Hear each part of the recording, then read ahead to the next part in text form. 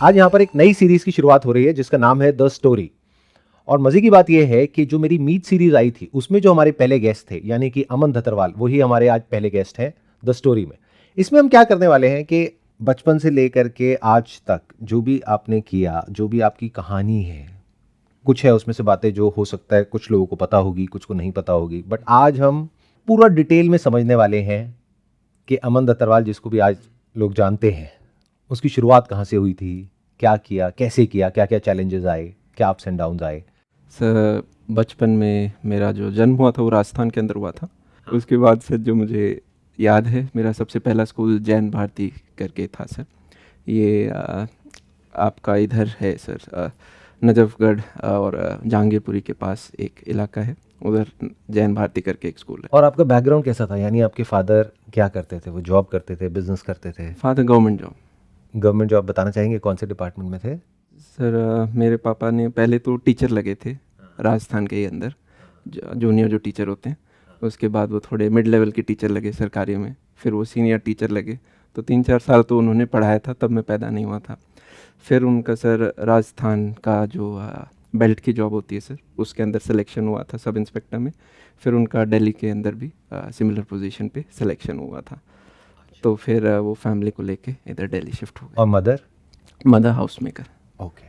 फिर हौस खास के अंदर लक्ष्मण पब्लिक स्कूल है, वहाँ मैं चला गया था। पापा की इंटरनली दिल्ली के अंदर जॉब चेंज होती रहती थी, तो उस हिसाब से वहाँ सर पापा ने मुझसे पूछा कि आप स्पोर्ट्स खेलो, स्पोर्ट्स खेलना बड़ा ज़रूरी है। तो बोले आप फुटबॉल खेलोगे या टेनिस खेलोगे? मुझे सर दोनों ही नहीं पता थे, मैंने ऐसे ही बोल दिया टेनिस खेलेंगे। तो उन्होंने कहा वेरी गुड, इसमें ना टीम पे डिपेंडेंट नहीं रहना पड़ता, ये सोलो गेम है, ये खेलो।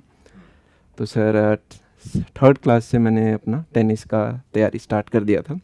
और लक्ष्मण पब्लिक स्कूल के ही अंदर लॉन टेनिस स्टेडियम होते थे, तो अर्ली मॉर्निंग जाके आप वहाँ प्रैक्टिस कर लो। और साथ में सर एक DLTR के खन्ना स्टेडियम है, जहाँ पे कॉमनवेल्थ गेम्स भी हुए थे, तो लॉन टेनिस के उधर जाके प्रैक्टिस करते थे। फिर धीरे धीरे sir 3rd 4th 5th 6th class में बढ़ने लगे। पापा का बस यही था मार्क्स अच्छे आने चाहिए और स्पोर्ट्स खेलो, और मार्क्स में भी मैथ्स में अच्छे मार्क्स आने चाहिए।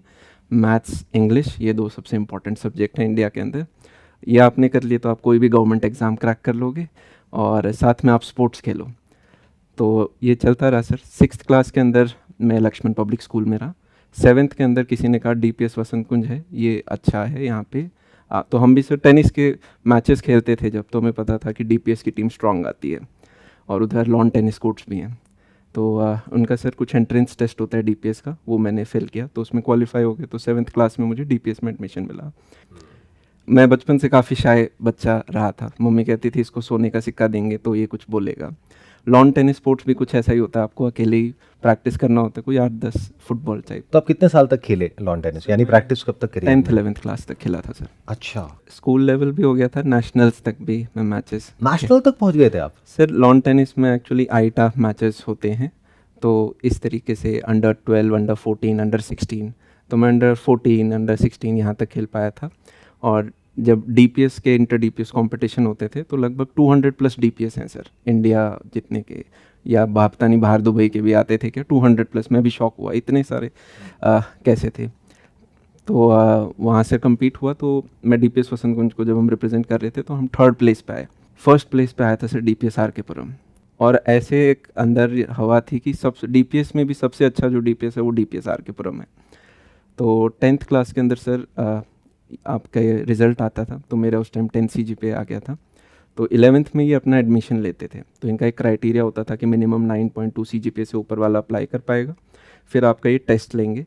टेस्ट लेने के बाद सर इनका एक इंटरव्यू पैनल बैठता है UPSC की तरह, जहाँ आगे 14 टीचर्स बैठेंगे, हर सब्जेक्ट के HOD। और मैंने कहा यार इंटरव्यू होगा तब तो मैं फेल हो जाऊँगा, क्योंकि मेरे को बोलना उतना नहीं आता। फिर मैंने पापा ने कहा नहीं बेटा जाओ, अच्छे तरीके से जाओ। अब एक इंट्रोवर्ट बच्चे के लिए सर सबसे शर्मिंदा वाली बात ये होती है कि उसके पेरेंट्स के साथ उसका इंटरव्यू हो जाए। तो आगे सारे थे और पापा साथ में बैठे थे। लकीली सर जो प्रिंसिपल थे उस टाइम वो स्पोर्ट्स बैकग्राउंड से थे, और मेरे सारे सर्टिफिकेट स्पोर्ट्स के अंदर थे, तो मुझे यूँ कॉन्फिडेंस आया कि शायद मेरा चांस बन जाएगा। उन्होंने मेरा देखा, उन्होंने कहा चलो गुड ठीक है, अच्छे मार्क्स हैं, स्पोर्ट्स के भी अच्छे हैं। मैं सर एक्स्ट्रा जाके बोला सर मेरे हिंदी पोइट्री में भी मैंने सर्टिफिकेट जीता है। उन्होंने कहा ठीक है। फिर मैंने कहा सर मैंने हिंदी डिबेट में भी एक जीता था। उन्होंने कहा ठीक है सर, पोएट्री पे भी मैंने जीता। मैंने 2-3 बार बोल दिया तो उन्होंने कहा चलो पोएट्री बताओ, अपना गायक बताओ। तो मैंने कहा यार ये चीज़ गलत हो गई।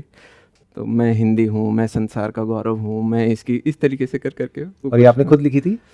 सर मेरे फादर साथ में मम्मी सब ने मिलके कुछ लिखा अच्छा, होगा, मैंने हाँ, मतलब अकेले। ओरिजिनल हाँ थी, कहीं किसी की पढ़ी नहीं आपने, मतलब अपनी ही बनाई थी हाँ आपने सर, और उस आपकी टाइम फैमिली ने मिल इतना करके। नहीं था, पर पापा को उसमें मेजर कंट्रीब्यूशन था, अच्छा, मेरा बस ओके, बोलने का रहा ठीक है, होगा। ठीक है। तो वो आपने पोइट्री सुना दी उन लोगों को, पैनल को, बिल्कुल सर। फिर उनका क्या रिएक्शन था? उन्होंने सर ठीक है सिलेक्शन कर लिया था। हाँ, फिर सर मेरे को वहाँ पे साइंस मिल गया था। बेस्ड ऑन योर मार्क्स आपको साइंस वगैरह मिलता है, और साइंस में भी फिर कंप्यूटर साइंस या इकोनॉमिक्स आपका क्या मेजर सब्जेक्ट रहेगा वो मार्क्स पे, तो मेरे को सीएस मिल गया था जो मेरे को चाहिए था। तो 11th में आप आ गए डीपीएस आरकेपुरम। डीपीएस आरकेपुरम में सर। डीपीएस वसंत कुंज में और आरकेपुरम में भी कुछ मेजर डिफरेंस है in terms of crowd, in terms sir of? मुझसे आप पर्सनली पूछोगे, मुझे डीपीएस वसंत कुंज अच्छा लगा था, क्योंकि मेरी फ्रेंड्स वहाँ पे रहे 7th 8th 9th 10 4 साल में अच्छा फ्रेंड सर्कल बनता है। पर इंटरनली ये था कि आरकेपी का रिजल्ट थोड़ा आउट परफॉर्म करता था सारे डीपीएस को। या मैं टेनिस मैच भी खेल के आया तो हमें ब्राउन्स मिला था, गोल्ड डीपीएस आरकेपुरम की टीम लेके गई थी। तो ऐसे दिमाग में रहता था कि आरकेपी शायद ऊपर है। तो आपको वहाँ पे कभी कभी ऐसे फील नहीं होता था कि मैं थोड़ा, मतलब जैसे यहाँ पे सब इतने पैसे वाले हैं, सब शो ऑफ कर रहे हैं और वो सब कर रहे हैं, और सर शायद वो चीज़ ठीक रह गई। मैं हमेशा फ्रंट बेंच पे बैठता था। तो आपने 200 ज्यादा नहीं बनाए जहाँ तक मैं समझ सर पा रहा दोस्त हूँ मेरे आपकी जैसे ही कहानी थे, से। मतलब जो आगे फ्रंट बेंच पे कोई बैठ ठीक के, है, पढ़ाई लिखाई पे ध्यान देने हाँ वाले। पढ़ाई लिखाई पे ध्यान देने वाले बच्चे थे। थोड़ा सा एम्बैरेसमेंट कभी कभी होता था, जैसे मान लो स्कूटर पे हैं तो बस स्टैंड पे मैं कभी पापा के साथ अवॉइड करता था स्कूटर पे, पैदल ही चल जाती, क्योंकि 1 घंटे या 1 किलोमीटर दूर में ही था बस स्टैंड। फिर हमने सर नैनो गाड़ी ली थी उसके बाद में, टाटा नैनो। तो मैं तो सर बहुत खुश हुआ था कि गाड़ी आ गई। दो दिन बाद पता चलता है कि टाटा नैनो कोई बहुत अच्छी गाड़ी नहीं है। छोटे बच्चे को जल्दी पता नहीं होता, आप स्कूल में जब होते हो। I am just asking all this questions just to understand के where is it that you are coming from, ताकि अपने को समझ आए कि किस बैकग्राउंड से आप आए और फिर क्या ऐसे टर्निंग पॉइंट्स थे जिसकी वजह से कुछ इन्फ्लेक्शन पॉइंट्स आते हैं हर एक की तो लाइफ मेरे में, जिसकी वजह पेरेंट्स से। ने एक चीज़ बहुत अच्छी करी मेरी लाइफ में, कि एजुकेशन के लिए जो भी बेस्ट चीज़ थी ना, जैसे मेरे पापा का जो था, तो वहाँ पे यूजुअली वो बच्चे डीपीएस नहीं पहुँच पाते हैं, हम एलपीएस तक ही यूजुअली, एलपीएस भी बहुत अच्छा था, वहाँ से मेरी टेनिस स्टार्ट हुई। और पापा ने काफ़ी एक्स्ट्रा एफर्ट्स डाले, तो जाके मुझे वहाँ पे मतलब पता चला, वरना वो नहीं कहते तो मुझे सपने नहीं आते कि डीपीएस वीके भी जा सकते हैं या डीपीएस आरकेपी भी जा सकते हैं। जैसे 11th में आए तो पापा जी ने कहा कि बेटा आप रॉजर फेडरर तो बनोगे नहीं, और लैंडर पेस मुझे बनाना नहीं, तो आप ऐसा करो इंजीनियरिंग की तरफ आप चले जाओ। हमारे लिए सर लैंडर पेस ही लेजेंड होते थे, इंडिया के बेस्ट प्लेयर थे। पर पापा ने कहा नहीं आप दूसरी में। पापा सर मेरे को एक बार चॉइस भी दिया था कि 11th क्लास में, बेटा इंजीनियरिंग की पढ़ाई करना चाहते हो या स्पोर्ट्स खेलना चाहते हो। तो मैंने कहा स्पोर्ट्स खेलना चाहता हूँ। तो पापा जी ने कहा इंजीनियरिंग कर लो। तो आपका इंटरेस्ट स्पोर्ट्स में था? Any day sir. तो कहीं ये रिग्रेट रहता है अभी लाइफ में कि अगर सर उस आई टाइम पे गेस मैं जब स्पोर्ट्स में आगे बढ़ गया होता तो? आप 18 साल से कम उम्र के होते हो तो पेरेंट्स आपके लिए बेटर डिसीजन ले पाते हैं। आई गेस जब आप शायद मेजॉरिटी स्टूडेंट्स कॉलेज में आते हैं तब वो अपना लाइफ का बेटर डिसीजन खुद ले सकते हैं। और उस पूरी जर्नी में स्पोर्ट्स ने मेरे को बड़ा कॉन्फिडेंस दिया। तो 12th में क्या रहा फिर आपका रिजल्ट? सर मेरे 95% रहे। हाँ हाँ और 11th 12th के अंदर सर जेई की कोचिंग करी थी मैंने किसी इंस्टीट्यूट से।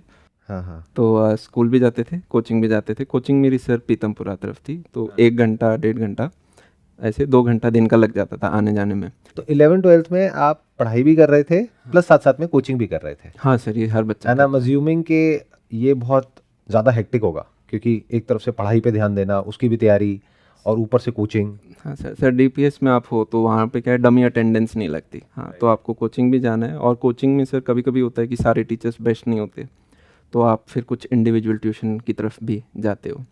तो मुझे याद है जैसे मैं मैथ्स के अंदर, जेई की मैथ्स काफ़ी डिफ़िकल्ट है या फिज़िक्स भी है, तो आपके डाउट्स काफ़ी सारे आते हैं। तो पीतमपुरा काफ़ी दूर पड़ जाता था, तो कुछ टीचर घर पे आके मेरा 1 घंटे का डाउट सेशन होता था वीकली, कि आप सब्जेक्ट वाइज टीचर से। But why Pitampura from south Delhi? Sir उस इंस्टीट्यूट के 2-3 सेंटर थे, तो पहले तो मैं सफदरजंग में गया, फिर जो बेस्ट टीचर्स थे वो पीतमपुरा सेंटर के अंदर थे, तो मैं फिर आरकेपुरम से उधर जाता था। फिर उसके बाद आपने कोचिंग करी और फिर क्या रिजल्ट आया? सर ये रहा कि आईआईटी जेईई जो था उसके अंदर सर कुछ